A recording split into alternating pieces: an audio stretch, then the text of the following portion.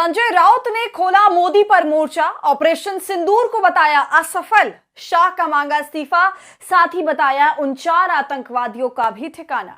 दोस्तों, महाराष्ट्र में इस वक्त बयानों का दौर तेजी से चल रहा है और हर मामले पर मुखरता से अपनी बात रखने वाले संजय राउत ने ऑपरेशन सिंदूर से लेकर शाह तक बहुत कुछ बोल दिया है, जिससे अब बवाल हो गया है। तो पूरा मामला क्या है बताएंगे आपको इस वीडियो में, तो आप हमारे साथ अंत तक बने रहिएगा।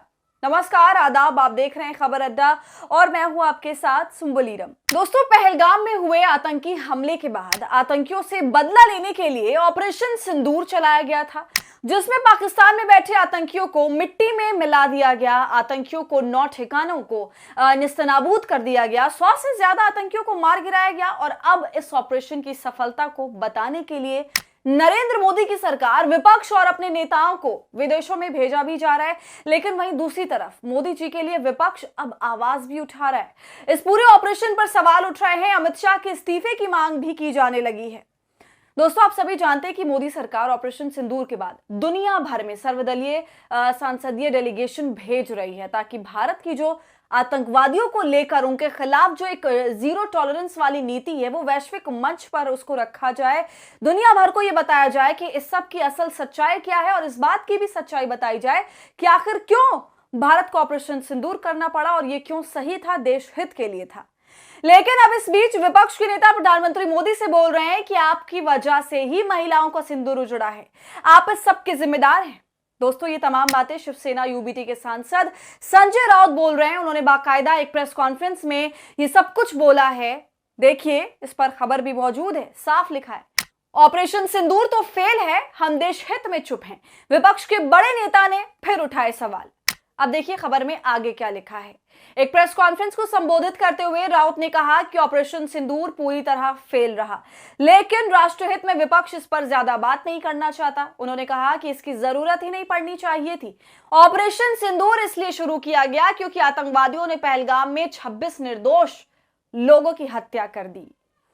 तो संजय राउत ये कह रहे हैं कि क्यों ऑपरेशन सिंदूर पूरी तरह फेल हुआ और इसकी जरूरत ही नहीं पड़नी चाहिए थी। इस ऑपरेशन को बदला लेने के लिए किया गया, लेकिन असल में वो आतंकवादी कहां हैं जिन्होंने निर्दोष लोगों की हत्या करी। वाकई इस एक सवाल का जवाब तो सरकार को देना चाहिए कि आखिर इस मामले में अपडेट क्या है। कम से कम आप देश के सामने आके ये तो बताइए कि हाँ, आपकी तलाश जारी है, लेकिन ऐसे किसी भी सवाल का जवाब सरकार नहीं दे रही।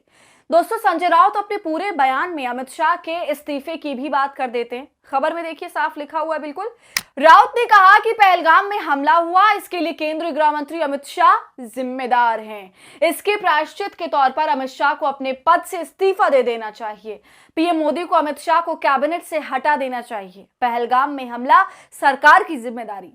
अब क्योंकि कश्मीर की जिम्मेदारी दोस्तों अमित शाह के मंत्रालय के अंडर आती है, वहां की सुरक्षा की जो जिम्मेदारी वो भी उन्हीं के अंडर है। कश्मीर की सरकार के हाथ में सुरक्षा का कोई काम नहीं है, इसलिए अब तमाम उंगलियां अमित शाह के ऊपर उठ रही हैं कि क्यों इतनी बड़ी लापरवाही हुई, उन्होंने कश्मीर के खास इलाकों का ध्यान नहीं दिया।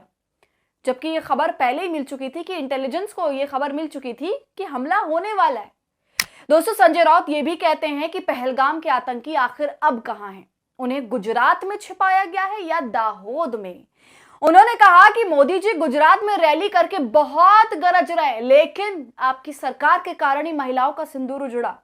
उन्होंने कहा कि हमले की जिम्मेदारी सरकार को लेनी चाहिए। तो देखिए दोस्तों, ये अब तक का सबसे बड़ा इल्जाम है मोदी सरकार पर और मोदी पर, क्योंकि संजय राउत सीधा सीधा ये कह रहे हैं कि आपने आतंकवादियों को कहां छुपाया है, गुजरात में छुपाया है या फिर दाहोद में।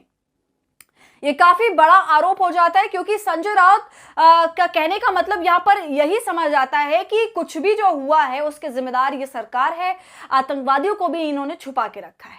ये वो कहते हैं सरकार के कारण महिलाओं का सिंदूर उजड़ा, लेकिन आप हैं कि हमले की जिम्मेदारी तक नहीं ले रहे। और उनकी पार्टी के नेता हैं, देश के सैनिकों को, आर्मी ऑफिसर्स को ही गाली बोल रहे हैं। कोई पाकिस्तानी कह रहा है, कोई देशद्रोही कह रहा है, तो कोई आतंकवादियों की बहन कह रहा है। इस तरह से मुस्लिम अधिकारियों पर ये भारतीय जनता पार्टी के नेता हमला कर रहे हैं, लेकिन पार्टी की तरफ से कोई संज्ञान नहीं लिया जा रहा, बल्कि पार्टी अपने नेताओं को बचाने की कोशिश में जुटी है। दोस्तों, आपका इस पूरे मामले पर क्या कहना है? संजय राउत ने जो बयान दिया है, जो बोला है, उस पर आपकी क्या राय है? कमेंट कर जरूर बताइए। वीडियो पसंद आई हो तो इसे लाइक और शेयर करें और खबर अड्डा को यूट्यूब पर सब्सक्राइब कर लें।